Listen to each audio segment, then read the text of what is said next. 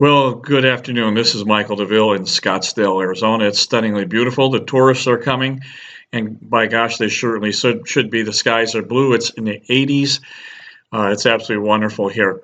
Listen, I want to get my disclaimers in. I am not a stock and bond broker, nor am I a licensed uh, financial planner. However, I do an awful lot of investment work for clients, and I am very well versed in different asset classes. So I'm fairly very intelligently spoken. So anything that you hear here, you really should talk to your significant other for sure, or talk to your financial planner or your stockbrokers. And if you have any questions, you're certainly welcome to call me. I do interact with financial planners, stockbrokers, and significant others on a regular basis. So I'm more than happy to do that for you. Listen, I'm a little upset. I had an absolutely tremendous conversation with Walter Zimmermann with United Icap. He is an absolutely brilliant man, and probably one of the world's top technical analysts. And we did a video, and I've been trying to get the filters working and trying to get the audio and video to work properly, but we just seems to work everywhere else. But with poor Walter, we just couldn't get that done. And it was an absolutely wonderful interview with him. So I'm going to recap it. You get me. I'm going to recap it as best I can. But of course, it's not the same as having Walter Zimmermann. He's a very cordial man, just a very nice man, but brilliant. One of the top technicians, and of course uses Elliott wave analysis, candlesticks, chart pattern recognition, momentum indicators. So he's pretty well versed in technical analyst. You can reach him too at United Icap. He has online for free pages and pages and pages and pages of technical analysts, so that you can learn your own charting. He has some free newsletters that you can take a look at, and he's brilliant. So let me just recap some of the things that Walter had to say to me. We talked about, this was before the election now. Keep in mind, this is November 3rd I talked with him. I've been doing this for a couple weeks straight because it was such an important video. I've been trying to get this up. I talked with him, and he mentioned that we talked about the Dow Jones. He thought the Dow Jones was in a ominous rising wedge. And he thought the bond market was in an unsustainable bubble. So he called the stock market an unsustainable wedge coming from the dot-com bubble, the credit bubble, and now he's calling this the central bank bubble. And he thinks it's unsustainable, and he believes that it's ominous.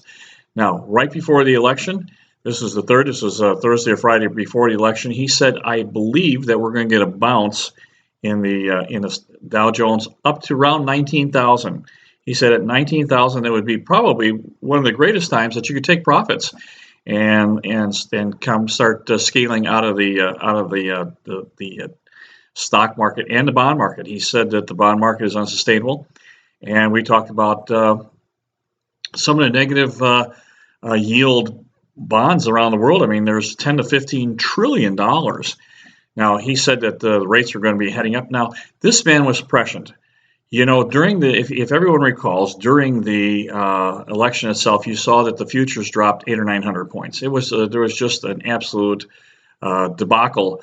And before the end of the day, when the day actually closed, the Wall Street opened, and we actually had a couple 100-point increase. Since then, it's gone up 800 or 900 points. He's done exactly what he said it was going to do. Now we're hovering around 18,885. So at that point, he thinks that it's time for you to start taking some profits. Now we talked about where do you go? Where's the safe haven for this? Really, not too many places. He reiterated the fact that you don't always have to be invested at all times. What's wrong with taking a profit? What's wrong with just going into just very short-term U.S. Treasuries or cash? He thought that would be a very good place and let things sort themselves out. You can always go back in. And he talked about a couple of different cycles. But first, let's talk about the bond market. He thought the bond market was extremely unsustainable, and he thought it was a disaster. He's very concerned. He believes that Janet Yellen has a task to deflate the bubble and deflate it in an orderly fashion. He doesn't know how successful that's going to be, and he kind of intimated he thought it was going to be a hard landing. If you have a hard landing in the bond market, remember the bond market is much, much greater than the stock market is. So, and we're at negative interest rates. I mean, who would have thought 4 or 5 years ago you would actually lose money by giving your money by buying bonds? You'd actually get a negative interest rate. Now, keep in mind, there's duration risk on a lot of these. So if you have a 30-year bond, that has a duration factor of 21. So if you're at 0 and it goes to 1, you've lost 21% of your principal. Now, if it's at 0 and it goes to 5, you've lost most of everything. I mean, you've lost 80-90% of your holdings. If you have a 10-year, that has a factor of 9. So here again, it went from, I think, 1.4, and currently it's at 2.2. So all over the news after the election, just as Walter Zimmermann said was going to happen, the bond market lost $1 trillion in 4 days. $1 trillion in 4 days. Now they've gained some of that back because interest rates have come down just a little bit, but that's the type of volatility that we're looking at, that he's looking at in the stock in the bond market, and of course tremendous losses. So here are things that you think that are going to be fairly safe, and of course the risk is just incredible. So you have to be aware of that. So now, in talking with Walter, he talked about a couple other cycles. Now he talked about the dollar cycle and the commodity cycle. Now I've been talking to Walter for several years. Walter told me in 2012 or 2013 oil was north of $100. He says oil is going to $25. Now I thought that was a pretty gutsy call. And it took until the middle of 2015 when oil actually hit $25.26. So he missed it by 26 cents. Now, Walter is saying that the commodity cycle is a 15-year cycle, and that's coming to an end. And it should be ending. The fourth quarter 2016, the first quarter 2017. However, there's also a 16-year dollar cycle, and that dollar cycle is going to distort the commodity cycle a little bit, because as the dollar peaks, of course, it's very tough on commodities, and they're pretty close to opposite each other. So if you get a dollar peak, now he's forecasting a dollar peak in 2017 in July. That's when mathematically the dollar should peak. That's what his technical analysis is telling us. Now, when the dollar peaks, that means that we're going to get a spike down probably in commodities. So he says that we might have a nominal new low. So I talked with him in 2013. He thought that we would have maybe even 15. I didn't say that this time, but he did say a nominal new low. So look for oil to get down still. I mean, today I think it's in the 40s. It had popped up to 50, almost 60. But he believes that maybe you have a really strong possibility of oil heading back down to under 25. At which time he thinks that at that time, if you can get oil at $25 and commodities, that's probably going to be a great buying opportunity for commodities. He thinks at that point, once the dollar peaks and commodities bottom, well, it's a 15-year cycle. So once you bottom it on commodities, you have a 7.5 years up. So nothing wrong with being in front of that trend. If you've got commodities going up, it's for 7.5 years. What a nice trend to be up. He also sees interest rates heading up and a dollar heading down. So let's just extrapolate that a little bit further. I talked with Walter about, of course, I'm in the real estate business, so I talked to Walter about the real estate business, and we talked about that 18-year cycle. And of course, Walter has studied it. He was a little surprised that I knew about the 18-year cycle, which kind of made me feel good. But the 18-year cycle, of course, we're in the middle of it. So we're looking for higher highs in housing. However, in speaking with him, keep in mind that we do have typically, after the bottoming of a housing cycle, about 7.5 years after bottom, we get a correction. Now, as Walter likes to say, these cycles don't run on rails, so they're not exact. Could be 7.5, could be 8 years. But let me tell you that correction time frame is just about now. So I personally am thinking that we're going to get a little correction But it's going to be a correction in an ongoing bull market, so it's going to be scary. Could be, depending on what's going on in the marketplace. Remember, real estate is not has very low correlation to Wall Street. I think it's like 7, 8, 9%. It's not very much at all. If you buy REITs, of course, now you're correlated right with Wall Street. So Wall Street can take a tremendous decline, and that doesn't necessarily mean that your real estate holdings are going to do the same thing. They're not correlated. They're correlated a little bit. So if we have, as Walter is saying, an unsustainable rising wedge of historic proportions, that's both ominous in both the stock and bond market, and both of those pop, well, of course, that would be a great catalyst for a correction in the housing market. Now, if the housing market corrects, I'm going to tell you it's going to take great courage, but it's going to be a buying opportunity for you. So don't worry, I'll tell you when to do that. But here's the problem that we're running into is that if we get lower prices, we're probably going to get higher interest rates, and of course, tougher underwriting standards from lenders as the economy starts to implode a little bit.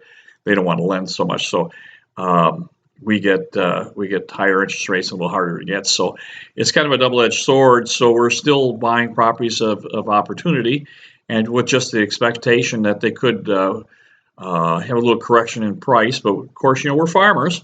We're not going to sell the land. We're just taking the crops. So as long as it's rented and the cash flow keeps coming in, we'll probably be fine. Now, let's just extrapolate this just a little further and do a little thinking here. If you start thinking that commodities are going to bottom in the next 6 to 8 months, and it's going to be a great buying opportunity to get those. Our single-family homes, our real estate, our office buildings, our apartment buildings are built out of copper, steel, aluminum, lumber, concrete. Virtually all the building blocks that build our properties are built with commodities. So if you're looking at a 7.5-year rising commodity market, that means that we're going to get some headwinds, or actually I shouldn't say headwinds. We're going to get some tailwinds from the commodity prices. So that could really drive our prices. Now, if you think of some of the charts that I've shown in the past, that I'm expecting a pretty strong appreciation in the outlying years after we get to 2020. So I talked to Walter. He reluctantly agreed with me that yes, we could take a portion of your funds. And of course, I don't think you should take all your funds and put everything in real estate. I think you should have a portion of your market in real estate. And right at the moment, it's a very compelling investment for you to be putting your money in real estate. We here in Arizona and Phoenix, of course, we have so many wonderful things going on for us. We've got the demographic push. We have California that is bleeding population. Last year, the IRS has disclosed that California lost 450,000 taxpayers left California. Well, they went somewhere. We got them here in Phoenix. Last year our net increase in population was 85,000. So yes, we're getting our prices are going up, but we're not really in a bubble because we have a supply-demand curve that's still. We're still a little tight on our housing, and of course, affordable housing is really hard, and that's where we've been buying. We've been buying in the affordable housing because that's on the lower end of the curve. It's always easy to buy. It's easy to rent. It's very conservative. It's consistently cash flow. So we've been buying. We've been buying that. Now, if we get commodities going up, it's quite possible it could be inflation. There's lots of reasons for it. I think here in Phoenix we're just blessed with really good marketplace. So I don't think we're going to be as impacted as the rest of the country will. But nonetheless, we do think the commodity is coming. So that would be a good place to be. Now, in talking with Walter, keep in mind that if the bond market does pop and the stock market pops, he believes it's going to create another financial crisis. Well, okay, so we need to prepare for that. So here we've been telling everybody get out of debt. Be prepared for have some cash. Get out of debt. Walter agrees with that. So if we're looking at a financial crisis, all crises come to end. I mean, goodness gracious, I turned 65. I've been through 4 or 5 of these, so they're scary. But you know what happens? 2 or 3 years out, they end, and those crises breed unbelievable opportunity. And that's what we think we're going to have here, particularly here in Phoenix. But I think in the housing, our housing cycle looks to be really good till 2023, 2024. And then if we've got 7.5 years up in a commodity cycle, why that takes us right into that same time frame. So we just have a wonderful opportunity. So that's what we're looking for. So it's time to be aware. It's time to be prepared. So it's not necessarily time to be scared, but it certainly needs to be time to be conservative. So it's really a shame that you didn't get to you could see Walter Zimmermann. He's just an absolutely brilliant man. And we'll do this again. So in the meantime, if you have any kind of questions, you're welcome to call me. I always answer my phone, and we can brainstorm and do what's the very best for whatever is best for you. So give me a call, and I wish you the very best. Bye-bye now.